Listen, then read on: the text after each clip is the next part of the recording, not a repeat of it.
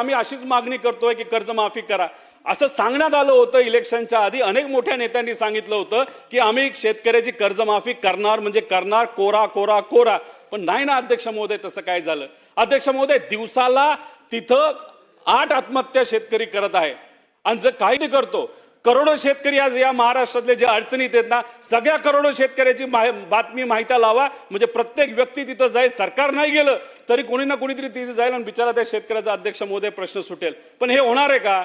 नाही होऊ शकत अध्यक्ष महोदय। हा प्रश्न जर सोडवायचा असेल, या प्रत्येक शेतकऱ्याचा प्रश्न सोडवायचा असेल, तो निर्णय सरकारलाच घ्यावा लागेल अध्यक्ष महोदय। आणि आम्ही म्हणत नाही की आम्ही अशीच मागणी करतोय की कर्जमाफी करा असं सांगण्यात आलं होतं। इलेक्शनच्या आधी अनेक मोठ्या नेत्यांनी सांगितलं होतं की आम्ही शेतकऱ्याची कर्जमाफी करणार म्हणजे करणार, कोरा कोरा कोरा। पण नाही ना अध्यक्ष महोदय, तसं काय झालं?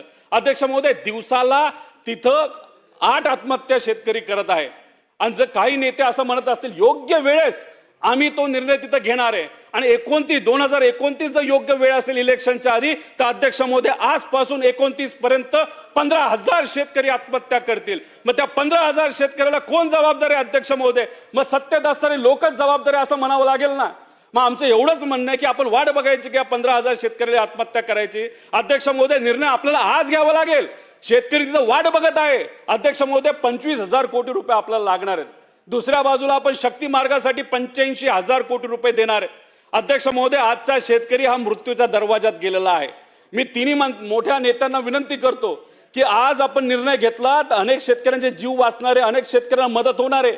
अहो, रोड वगैरे नंतर बांधू, रोड आपल्या 3 वर्षांनी बांधता येईल, पण एखाद्या शेतकऱ्याने जर आत्महत्या केली, निर्णय घेतला नाही तर वेगळं काही झालं तर त्याला कोण अध्यक्ष महोदय जबाबदार असणार आहे? त्यामुळे विकास तर झाला पाहिजे, पण तो 3-4 वर्षांनी अध्यक्ष महोदय नंतर होईल। पण आज आमच्या या शेतकऱ्याला 25,000 कोटी रुपयाची कर्जमाफी अध्यक्ष महोदय झाली पाहिजे, असं या सरकारला त्या ठिकाणी मी विनंती करतो। त्याच्याबरोबर कृषी सन्मान योजना अध्यक्ष महोदय 3,000 रुपये वाढवले जातील असं सरकार आल्यानंतर काही नेते बोलले होते। अध्यक्ष महोदय, हे 3,000 रुपये तुम्ही वाढवले, 5,500 कोटी रुपये लागणार आहेत। तेवढी मदत जर शेतकऱ्याला तुम्ही आज देऊ शकला, जो आज शेतकरी अडचणीत आहे, नक्कीच त्याची मदत ही त्या शेतकऱ्याला अध्यक्ष महोदय होईल। भावांतर योजनेचं अध्यक्ष तसंच आहे, जर मार्केटच पडत असेल त्यात तिथं ट्रम्प तात्या म्हणतायत की तिथं जे उत्पादन होतं ते भारतात आणायचं आणि ते आपलं सरकार ऐकणार नाही असे आम्ही अपेक्षा करतो। पण चुकून ते ऐकलं गेलं आणि तिकडचं सोयाबीन आणि कपाशी जर आपल्याकडे आलं तर अध्यक्ष महोदय जो रेट आत्ता मिळतो, जो परवडत नाही शेतकऱ्याला, त्याच्यापेक्षा रेट कितीतरी खाली जातील आणि आमचा शेतकरी भारतातला अडचणीत येईल अध्यक्ष महोदय। म्हणून भावांतर योजना आपल्याला आणण्याची जरूरत आहे। त्याच्यामध्ये सोयाबीन शेतकऱ्याला 4,000 कोटी लागतील, कापूस शेतकरीला 5,000 लागतील, कांदा शेतकऱ्याला 10,000 कोटी रुपये लागतील। टोटल 25,000 कोटी रुपये हे जर आपण प्रोव्हिजन करून ठेवलं, जेव्हा लागेल तेव्हा ते जर वापरलं तर शेतकऱ्याला एक आत्मविश्वास राहील की मार्केट खाली आलं तरी आमचं सरकार आम्हाला अध्यक्ष महोदय त्या ठिकाणी मदत करते।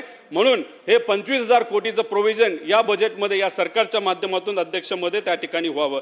पीक विम्याच्या बाबतीत अध्यक्ष महोदय अनेक वेळा विषय मांडले, 3 वेळा तर याच सेशनमध्ये मी मांडले। जे 4 ट्रिगर काढण्यात आले, अहो माझ्या मतदारसंघामध्ये 10 कोटी गेल्या वेळेस विमा कंपनीकडनं मिळाले होते आणि ते कुठल्या ट्रिगरच्या अंतर्गत मिळाले होते? लोकलाइज कॅलॅमिटी, म्हणजे त्या क्षेत्रामध्ये पाऊस झाला, त्यात नुकसान झालं, त्या शेतकऱ्याला अध्यक्ष महोदय तिथं मिळालं।